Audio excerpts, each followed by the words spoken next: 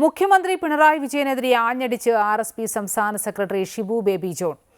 നട്ടാകുരിക്കാത്ത നുണ പറയുന്ന പിണറായി രാഹുൽ ഗാന്ധിയെ ആക്ഷേപിക്കാനാണ് വാ തുറക്കുന്നതെന്ന് ഷിബു ബേബി ജോൺ കുറ്റപ്പെടുത്തി. കൊല്ലം പ്രസ് ക്ലബ് സംഘടിപ്പിച്ച രാഷ്ട്രീയ സംവാദ പരിപാടി ഫേസ് ടു ഫേസിൽ സംസാരിക്കുകയായിരുന്നു അദ്ദേഹം. ആർഎസ്എസിന് വിധേയപ്പെട്ടിരിക്കുന്ന CPMന്റെ മുഖ്യ ശത്രു കോൺഗ്രസ് ആണ്.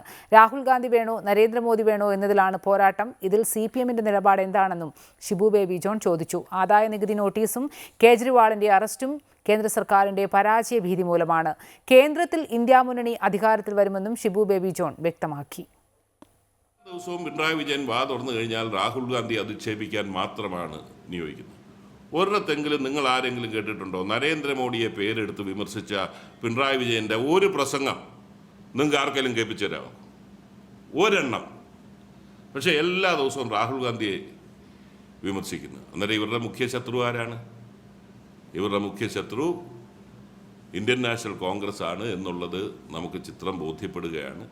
ഇത് തിരിച്ചറിഞ്ഞുകൊണ്ട് തന്നെ നാട്ടിലെ ജനങ്ങൾ, രാജ്യത്തെ സ്നേഹിക്കുന്നവർ, മോഡി അധികാരത്തിൽ നിന്ന് മാറണമെന്ന് ആഗ്രഹിക്കുന്നവർ ഒരു ഭാഗത്തും, അതുപോലെ തന്നെ ജീവിതം മുന്നോട്ട് കൊണ്ടുപോകാൻ സാധിക്കാത്ത നിലയിലേക്ക് ദുസ്സഹമാക്കിയ പിണറായി വിജയനെതിരെയുള്ള ആ ഒരു വികാരവും ശക്തമായ വികാരവും പ്രതിഫലിക്കുമ്പോൾ 20 സീറ്റും ഐക്യ ജനാധിപത്യ മുന്നണിക്ക് വിജയിക്കാനുള്ള രാഷ്ട്രീയ സാഹചര്യം ഇന്ന് നിലനിൽപ്പുണ്ട്.